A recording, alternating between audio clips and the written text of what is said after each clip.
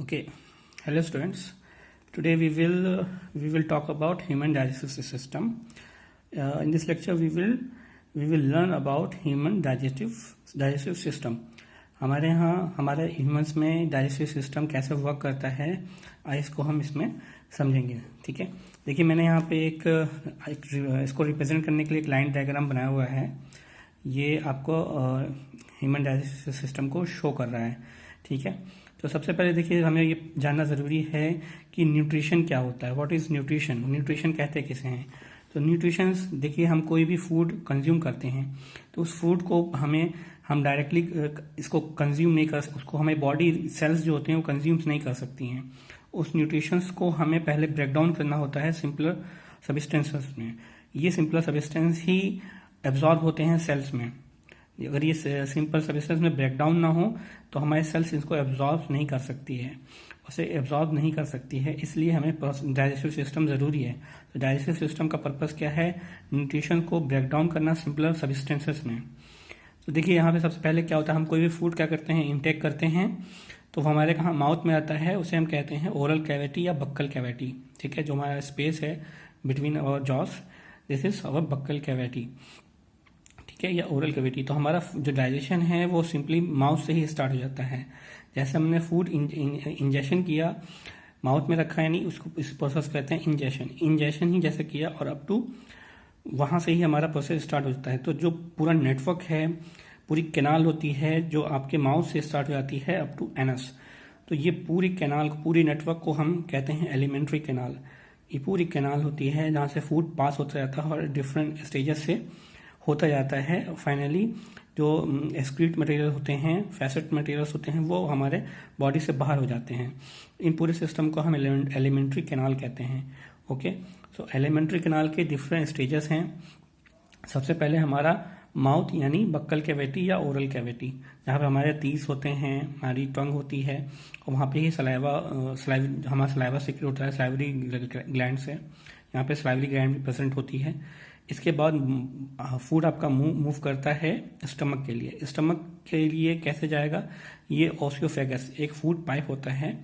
ये food pipe को ही ओसियोफेगस कहते हैं. ये फूड पाइप है. ठीक है, ये फूड पाइप है. फूड पाइप को ही आप ओसियोफेगस कहते हैं. फूड पाइप से फूड आपका स्टमक से स्मॉल इंटेस्टाइन से लार्ज इंटेस्टाइन और फाइनली ये कुछ टाइम तक रेक्टम में स्टोर होता है. यहाँ पर रेक्टम है और फिर एनस से ही बाहर हो जाता है, आपकी बॉडी से एक्सक्रीट हो जाता है. तो सबसे पहले हम स्टार्ट करते हैं कि प्रोसेस कैसे कैसे होती हैं. सबसे पहले जैसे आपने किसी भी न्यूट्रिशन को, किसी भी फूड को अपने बकल कैविटी में लगा, जैसे ही आपने इंजेक्शन किया तो वहीं से डाइजेशन स्टार्ट होता है और हमारी सलाइवरी ग्लैंड होती है वो सलाइवा एक्सक्रीट करती हैं. सलाइवा में एमाइलेज होते हैं जो कि कार्बोहाइड्रेट डाइजेस्टिव एंजाइम्स होती हैं. ठीक है, एमाइलेज क्या करता है, कार्बोहाइड्रेट को डाइजेस्ट करता है. तो यहीं से ही कार्बोहाइड्रेट का डाइजेशन स्टार्ट हो जाता है. हमारे टीथ का और टंग का काम ये होता है कि फूड को प्रॉपरली च्यू करते हैं, उसे मिक्स करते हैं ताकि वो फर्दर पास हो सके. तो यहाँ पर जैसे ही आपका स्लाइवा से पूरी तरह से फूड मिक्स हो जाता है और प्रॉपरली वो उसको च्यू कर लेती हैं हमारे टीथ और टंग, उसे फिर हम इसको सोलो करते हैं. हाँ, फूड हमारा ओसियोफेगस के थ्रू, यहाँ से फूड होता है वो ओसियोफेगस के थ्रू हमारे स्टमक में आता है. ओसियोफेगस कैसे ट्रांसफर करेगा, ये पूरे मस्कुलर पाइप होती है, not a physical pipe. It's physical also but it's made of muscles. तो मसल्स के मूवमेंट से कॉन्ट्रैक्शन एंड रिलैक्सेशन इस टाइप के मूवमेंट होते हैं जिससे फूड जो होता है वो ट्रांसफर होता है from buccal cavity to stomach. Okay, तो स्टमक क्या होती है, स्टमक एक जे शेप बॉडी है. स्टमक एक जे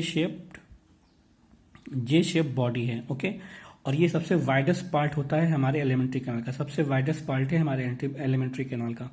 तो जैसे ही फूड आपका स्टमक में एंटर होता है, यहाँ पे तीन तरह के हमारे एंजाइम्स होते हैं वो सिक्रीट होते हैं.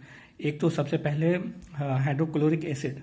ये जो वॉल होती हैं आपकी, वो जो वॉल होती हैं स्टमक की, ये सारे सिक्रीशन ये वॉल ही कर रहा होता है. ये वॉल्स हमारी सिक्रीट करती हैं. नंबर वन क्या करती हैं, ये करती हैं HCl हाइड्रोक्लोरिक एसिड. ओके, दूसरा करती हैं म्यूकस और तीसरा करती हैं डाइजेस्टिव जूस. डाइजेस्टिव जूस, ये 3 चीज़ें सिक्रीट होती हैं स्टमक में।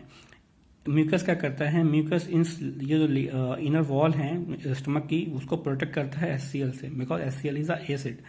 लेकिन एसिड इंपॉर्टेंट है, एसिड का 2 काम है यहाँ पे। एसिड एक मीडियम यहाँ पे बनाता है जिसकी वजह से प्रोटीन का डाइजेशन स्टार्ट हो जाता है। प्रोटीन का डाइजेशन के लिए यहाँ पर मीडियम HCl का यानी एक एसिडिक मीडियम का होना ज़रूरी है। और दूसरा, जो फूड में कुछ भी बैक्टीरियाज आ गए हैं वो उसे किल कर देता है, HCl इसे किल कर देता है। सो HCl का काम क्या है, एक एसिडिक मीडियम बनाना और किसी अनवांटेड बैक्टीरिया से मटेरियल्स को किल करना। म्यूकस का काम होता है इनर लाइनिंग को प्रोटेक्ट करना।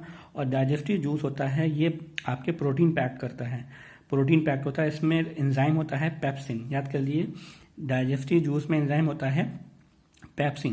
पेप्सिन आपका है वो प्रोटीन पे एक्ट करता है, यानी प्रोटीन का डाइजेशन को स्टार्ट कर देता है। तो यहाँ से प्रोटीन का डाइजेशन स्टार्ट हो जाता है। अगर आपसे कोई पूछे कि कार्बोहाइड्रेट का डाइजेशन किस पार्ट से स्टार्ट होता है, तो वो माउथ से ही स्टार्ट हो जाता है। प्रोटीन का डाइजेशन कहाँ से स्टार्ट होता है, तो वो स्टमक से स्टार्ट होता है। स्टमक से ही प्रोटीन का डाइजेशन स्टार्ट हो जाता है। तो यहाँ से फूड फिर फर्दर मूव करता है हमारे स्मॉल इंटेस्टाइन में। ये थोड़ा जो नैरो ट्यूब्स बने हुए हैं, this is your small intestine. और जो वाइडर ट्यूब्स हैं ये आपके लार्ज इंटेस्टाइन्स हैं। फूड यहाँ से एंटर करता है आपके जे शेप स्टमक से स्मॉल इंटेस्टाइन में। अब स्मॉल इंटेस्टाइन सबसे लॉन्गेस्ट पार्ट है एलिमेंट्री कैनाल का। ये ऑलमोस्ट 7.5 मीटर लॉन्ग होता है, 7.5 मीटर्स लॉन्ग होता है small intestine. But coil shape में होता है तो बहुत स्मॉल स्पेस ही ये लेता है। कॉइल शेप में होता है, राउंड शेप में रहते हैं ये। तो यहाँ पे कंप्लीट डाइजेशन ऑफ फूड होता है। 2 स्टेप्स हो गए आपके ओरल कैविटी, माउथ में कोई ये जस्ट फूड पाइप ट्रांसफर के लिए काम आता है। और दूसरा स्टेप था आपका स्टमक।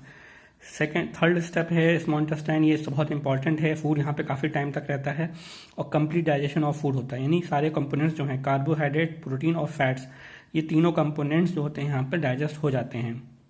सबसे पहले देखिए यहाँ पे 2 ग्लैंड भी हमने शो करी हुई है। एक ये जो ग्लैंड है ये है आपकी लीवर, और दूसरी ये ग्लैंड जो स्टमक के नीचे है ये है पेनक्रियास। दोनों ही ग्लैंड्स के सिक्रीशन स्मॉल इंटेस्टाइन्स में आते हैं, दोनों ही ग्लैंड के सिक्रीशन स्मॉल इंटेस्टाइन में आते हैं। लीवर आपका बाइल जूस सिक्रेट करता है, बाइल जूस लीवर से सिक्रेट होता है।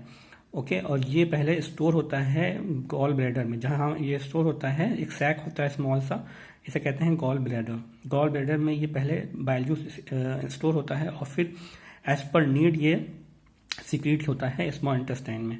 सेकेंड आपका जो ग्लैंड है ये है पेनक्रियास। पेनक्रियास क्या सिक्रेट करेंगे, पेनक्रियाटिक जूस। पेनक्रियास क्या सिक्रेट करेंगे, पेनक्रियाटिक जूस। ये आपका स्मॉल इंटेस्टाइन में भी आता है। लीवर आपका सबसे बड़ा ग्लैंड होता है, बॉडी का सबसे बड़ा ग्लैंड होता है लीवर।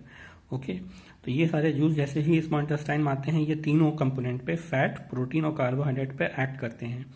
ठीक है, ये बाइल जूस का पर्टिकुलर काम है आपके फैट के डाइजेशन के लिए। बाइल जूस एक्ट करता है for the emulsification of fat, यानी फैट के जो मॉलिक्यूल्स होते हैं इनको वो ब्रेक डाउन करके स्मॉलर मॉलिक्यूल्स बनाता है, सो दैट एंजाइम उस पे प्रॉपरली एक्ट कर सकें। तो बाइल जूस एक्ट करेगा आपके इमल्सिफिकेशन ऑफ फैट पे। फैट चेंज होंगे ग्लाइसरॉल में, फैट चेंज इनटू ग्लाइसरॉल। और प्रोटीन पे, कार्बोहाइड्रेट पे, और प्रोटीन, कार्बोहाइड्रेट एंड फैट तीनों पे ही आपका ऐड करता है पेनक्रियाटिक जूस।